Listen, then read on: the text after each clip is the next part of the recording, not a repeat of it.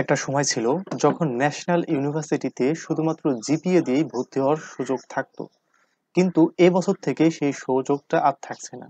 National university বা national বিশ্ববিদ্যালয়ে পড়তে গেলেও ন্যাশনাল বিশ্ববিদ্যালয়ের আন্ডারে যেসব কলেজগুলো আছে সেই কলেজগুলোতে পড়তে গেলেও তোমাকে দিতে হবে অ্যাডমিশন পরীক্ষা অর্থাৎ ভর্তি পরীক্ষা, যেখানে রয়েছে ফেল এবং পাশের বিষয়। যেখানে ফেল করলে তুমি পড়তে পারবে না ন্যাশনাল কোনো কলেজে, তুমি পড়তে পারবে না ন্যাশনাল যে কোনো কলেজে ন্যাশনালের অধিভুক্ত। সো তোমাকে তখন ডিগ্রি করতে হবে। আর তোমরা এতটুকু জানো যে বাংলাদেশে ডিগ্রির কোনো মূল্যায়ন নাই। সো ন্যাশনাল ইউনিভার্সিটিতে বা ন্যাশনাল যেসব কলেজ আছে সেগুলোতে কিভাবে পরীক্ষা দিতে হবে বা কোন বিষয়ের উপর কত মার্ক থাকবে, কিভাবে প্রিপারেশন নেবে, মূলত সেই কথাবার্তাই আমরা এই ভিডিওতে বলবো। আর তোমরা যারা আমাকে চিনো না, চিনে রাখো, আমি হচ্ছে মোহাম্মদ শাকিল শেখ, পড়াশোনা করছি ঢাকা ইউনিভার্সিটিতে, ফ্যাকাল্টি অফ বিজনেস স্টাডিজে। তো জাতীয় বিশ্ববিদ্যালয় এইবার থেকে নতুনভাবে উদ্যোগ নিয়েছে যে তারা তাদের কলেজগুলোতে স্টুডেন্ট ভর্তি করবে অ্যাডমিশন পরীক্ষার মাধ্যমে। অর্থাৎ ঢাকা ইউনিভার্সিটি যেমন অ্যাডমিশন পরীক্ষা নেয়, ঠিক তেমন জাতীয় বিশ্ববিদ্যালয়ের অধিভুক্ত যতগুলো কলেজ আছে সবগুলোই হচ্ছে একটা পরীক্ষা নিবে। সেই পরীক্ষার মাধ্যমে তারা কলেজে ভর্তির সুযোগ পাবে, যদি ফেল করে তাহলে ভর্তির সুযোগ পাবে না। তো এখন দেখবো যে জাতীয় বিশ্ববিদ্যালয়ের ভর্তি পরীক্ষার মানবন্টনটা কেমন হতে পারে, অর্থাৎ আর্টসের জন্য কেমন হতে পারে, কমার্সের জন্য কেমন হতে পারে এবং সায়েন্সের জন্য কেমন হতে পারে। সো এখনই আসো দেখো যে মোট মার্ক, আমরা যদি মোট মার্ক দেখি আর্টস কমার্স সায়েন্স টোটাল মিলে মোট মার্ক হচ্ছে 200 মার্কের উপর পরীক্ষা হবে। এই 200 মার্কের ভিতরে এসএসসি জিপিএ নেবে 40%, আর এইচএসসি জিপিএ নেবে 60%। ধরো যে তোমার এসএসসি জিপিএ ছিল জিপিএ 5 এবং এইচএসসি ছিল জিপিএ 5। সো জিপিএ 5 এর 60% কত হয়, এবং এই তাহলে তুমি কত হবে, তোমার 100-এর ভিতরে 100ই পাবা। যখন তোমার কোনোটাই 4 থাকবে তখন দেখবে যে 80, 85, 95 এরকম পাবা। ওকে। সো জিপিএর উপর থাকছে কত, 100 মার্ক। আর 100 মার্ক কই থাকবে, আর 100 মার্ক থাকবে হচ্ছে তোমাকে পরীক্ষা দিতে হবে। সো কোন কোন বিষয়ের উপর পরীক্ষা দিতে হবে, চলো এগুলো আমরা জেনে নেই। প্রথমে যদি আমরা আসি ব্যবসায়ী শিক্ষা অনুষদ, অর্থাৎ যেটা হচ্ছে কমার্স ফ্যাকাল্টি বা কমার্সদের জন্য আসলে 100 মার্কের উপর পরীক্ষা দিতে হবে। প্রত্যেকেরই 100 মার্কের উপর পরীক্ষা দেবে। তো কমার্সদের কোশ্চেন করা হবে কই কই থেকে, বাংলা থেকে 25 মার্কের প্রশ্ন করা হবে, ইংরেজি থেকে 25 মার্কের প্রশ্ন করা হবে, সাধারণ জ্ঞান থেকে 10 মার্কের কোশ্চেন করা হবে, হিসাব বিজ্ঞান থেকে 20 মার্কের কোশ্চেন করা হবে, এবং ব্যবসায় নীতি ও প্রয়োগ থেকে 20 মার্কের কোশ্চেন করা হবে। টোটাল তুমি যদি গণনা করো দেখবে যে 100 মার্কের টোটাল কোশ্চেন করা হবে। এখানে দেখো ইংরেজিতে হিউজ পরিমাণ মার্ক, ইংরেজিতে হিউজ পরিমাণ মার্ক। এবং সব থেকে বড় কথা হচ্ছে ইংরেজিতে তোমাকে মিনিমাম একটা পাস রিকোয়ারমেন্ট, অর্থাৎ মিনিমাম একটা পাস নাম্বার তোমাকে পেতেই হবে।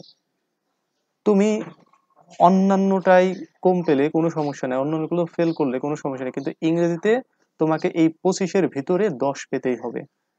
আহ 8 8 সরি 10 8 অথবা 9, তোমাকে 8 অথবা 9 পেতেই হবে। আদারওয়াইজ তুমি যতই ভালো করো না কেন তুমি সেখানে ফেল। আমরা দেখবো আস্তে আস্তে।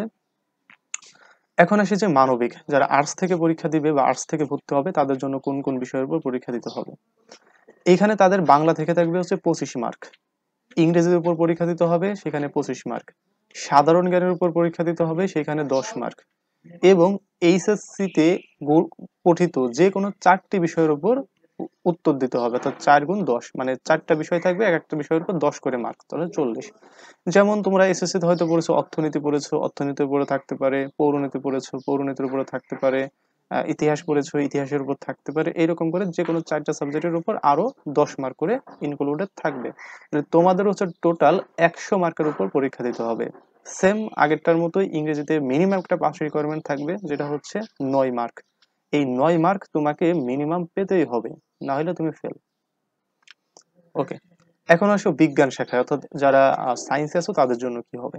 তো সায়েন্সে যারা আছো তাদেরকে আরেকটু বেশি বিষয়ের উপর পরীক্ষা দিতে হবে। সো কি কি, বাংলাতে থাকবে 20 মার্ক, অর্থাৎ 20টা এমসিকিউ থাকবে 20 মার্ক, ইংরেজিতে থাকবে 20 মার্ক, সাধারণ জ্ঞানে থাকবে 10 মার্ক, পদার্থ বিজ্ঞানে থাকবে 17 মার্ক, রসায়নে থাকবে 17 মার্ক, এবং গণিত বা জীব বিজ্ঞানে থাকবে হচ্ছে 16 মার্ক। তাহলে টোটাল তোমাদেরও 100 মার্কের উপর পরীক্ষা হচ্ছে। তোমাদের কিন্তু দেখো সাবজেক্ট কতগুলো হচ্ছে, একটা দুইটা তিনটা চারটা পাঁচটা ছয়টা, কারণ তোমাদেরকে টোটাল 6টা সাবজেক্টের উপর পরীক্ষা দিতে হচ্ছে। ঠিক তেমনি মানবিকেরও কিন্তু কম ছিল না, এখানে 3টা আর এখানে 4টা, টোটাল 7টা বিষয়ের উপর পরীক্ষা দিতে হচ্ছে। আর ব্যবসায় শিক্ষাদের কটা 5টা বিষয়ের উপর পরীক্ষা দিতে হচ্ছে। তার মানে ব্যবসায় শিক্ষারা কিন্তু একটু অপরচুনিটি পাচ্ছ, মানে কম বিষয়ের উপর পরীক্ষা দিতে হচ্ছে। এবং আমি নিজেও ব্যবসা শিক্ষা ইউনিটটা ওন করি, আমি নিজেও ব্যবসা শিক্ষা ইউনিটে ছিলাম। সো এখন আসো যে এই যে পরীক্ষাগুলো দিচ্ছ তোমরা দেখে নাও কার কোনটায় দিতে হবে। তো এই পরীক্ষাগুলো দিচ্ছ, এখানে পাস মার্ক কত? পাস মার্ক হচ্ছে 40 মার্ক। অর্থাৎ যে 100 মার্কের পরীক্ষাটা দিবে এর ভিতর তোমাকে 40 পেতে হবে। এখানে কোনো নেগেটিভ মার্কিং নেই। অর্থাৎ ঢাকা ইউনিভার্সিটিতে জানো একটা ভুল গেলে তোমাকে হচ্ছে 0.25 করে কাটা হবে, কিন্তু এখানে তোমার কাটা হবে না, ভুল গেছে মানে ভুল গেছে। ঠিক আছে, এখানে কোনো নেগেটিভ মার্কিং হবে না। আর এই সবগুলো এমসিকিউ আকারে আসবে, সব কোশ্চেন এমসিকিউ আকারে আসবে। সো নেগেটিভ মার্কিং নেই। আর কি বাংলা এবং ইংরেজিতে বাধ্যতামূলক পাশ করতেই হবে। কি বলছে? বাংলা এবং ইংরেজিতে বাধ্যতামূলক পাশ করতে হবে। যেমন ইংরেজিতে হিউজ একটা মার্ক 25 মার্ক, এখানে মিনিমাম 9 পেতে হবে। বাংলাতেও 25 মার্ক, এখানে মিনিমাম 9 পেতে হবে। না হলে 40 মার্ক পেয়েও ফেল বলে বিবেচিত হবে। তার মানে বাংলা আর ইংরেজিতে তুমি যদি ফেল করো তাহলে তোমার 40 পাও অথবা 60 পাও অথবা 100 পাও, তার মানে তোমার ফেল হিসেবে তুমি বিবেচিত হবা।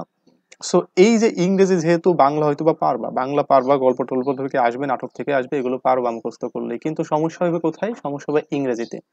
সো এই ইংরেজির সমস্যাটা সমাধান নেওয়ার জন্য তোমরা চাইলে আমাদের কোর্সে চলে আসতে পারো। আমাদের হচ্ছে ইংরেজি পেইড ব্যাচে ভর্তি হতে চাইলে এই যে নাম্বার রয়েছে এই নাম্বারে আমার সাথে যোগাযোগ করবে। এবং তোমাদের ন্যাশনাল ইউনিভার্সিটি পরীক্ষার্থীর জন্য একেবারে ফ্রিতে, টোটালি ফ্রিতে আমি একটা গ্রুপ ক্রিয়েট করে রেখেছি, WhatsApp group.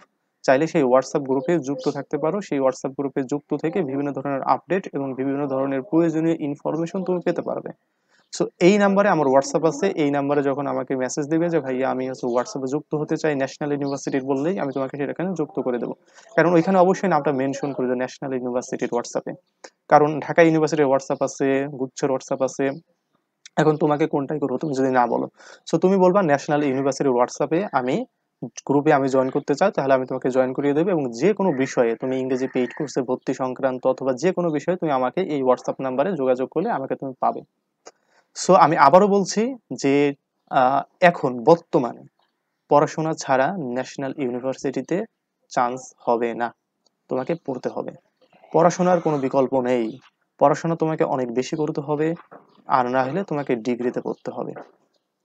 So be careful. যারা হেসে খেলে বেড়াচ্ছ, যারা মনে করতেছো জিপিএ আছে ভর্তি হইলেই হলাম, সমস্যা নেই, তো এখন থেকে হয়তো বা ওই সুযোগটা আর থাকছে না। তোমাদেরকে অবশ্যই ভর্তি পরীক্ষায় অংশগ্রহণ করতে হবে।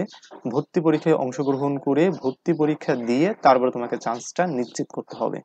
তোমাকে এখনো কম্পিটিশন করতে হবে। আর আমি মনে করি এই কাজটা করাটা সব থেকে বেশি যৌক্তিক। কারণ এখন একটু কম্পিটিশন হইলে স্টুডেন্ট গুলোর সক্ষমতা, তার জ্ঞানটা বৃদ্ধি পাবে।